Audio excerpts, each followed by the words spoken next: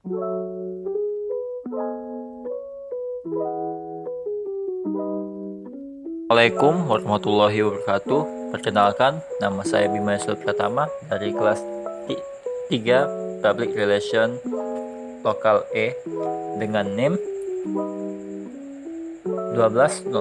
120403148822. Di sini saya ingin menjelaskan tentang model komunikasi persuasif menurut para ahli.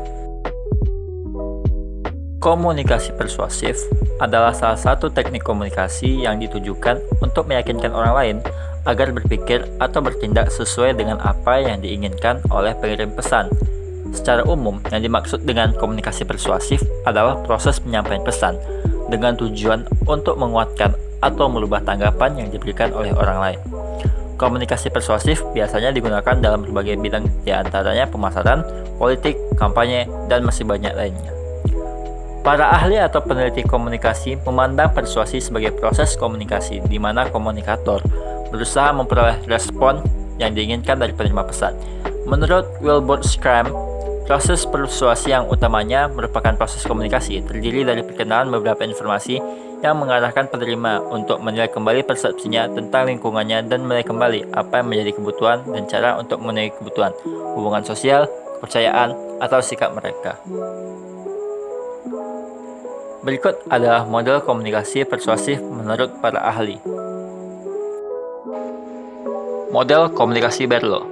Menurut Larson, salah satu model komunikasi yang digunakan untuk menjelaskan proses komunikasi persuasif adalah model komunikasi Berlo yang dicetuskan oleh David K. Berlo dan merupakan pengembangan dari model komunikasi Shannon dan Weaver.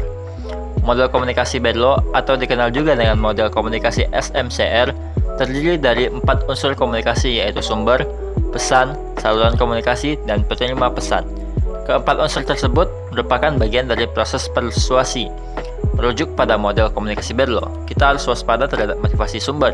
Kita juga harus memperhatikan pesan, media yang digunakan untuk mengirim pesan, dan efek yang terjadi.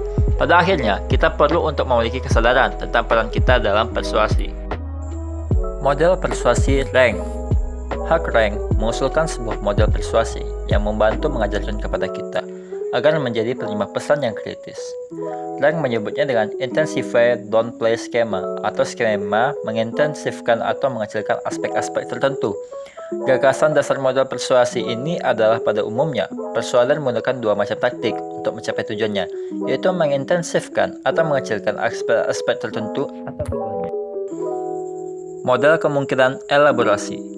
Richard Petty dan John Cacioppo mengembangkan model kemungkinan elaborasi atau elaboration likelihood model yang menyatakan bahwa persuasi secara tradisi dikaitkan dengan dua rute, yaitu rute sentral dan rute periferal.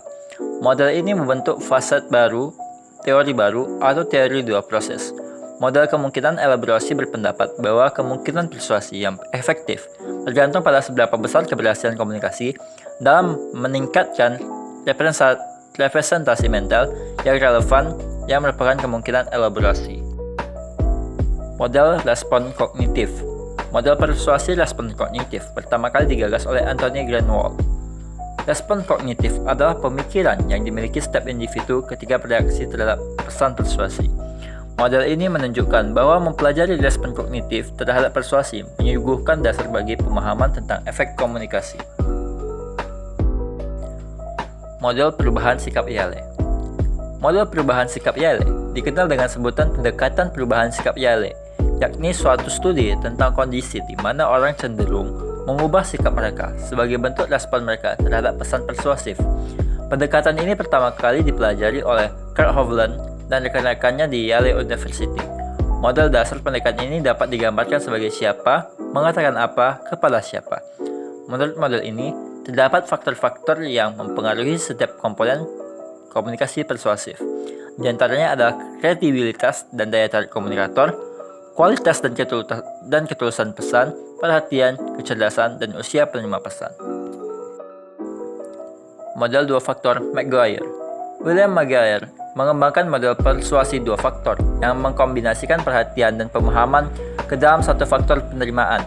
Model ini didasarkan atas pendekatan Yale yang menyatakan bahwa perhatian dan pemahaman menentukan apa yang akan dipelajari oleh penerima pesan dengan menekankan pada isi pesan komunikator.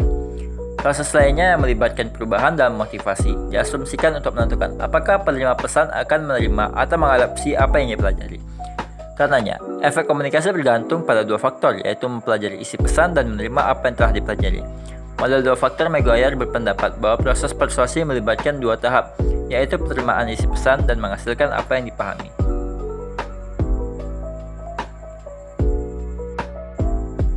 Model heuristik sistematis. Model heuristik sistematis dikenakan oleh Alice Eagly dan Sally Chacon. Model heuristik sistematis menjelaskan bagaimana orang-orang menerima dan memproses pesan persuasi. Model ini menyatakan bahwa setiap individu dapat melakukan pengolahan pesan persuasi secara heuristik atau sistematis. Pengolahan pesan secara heuristik umumnya menggunakan aturan penilaian yang dikenal sebagai struktur pengetahuan yang dipelajari dan disimpan dalam memori. Sedangkan pengolahan pesan secara sistematis melibatkan pemahaman dan analitis, pengolahan atau pemrosesan kognitif dan informasi yang relevan dengan penilaian.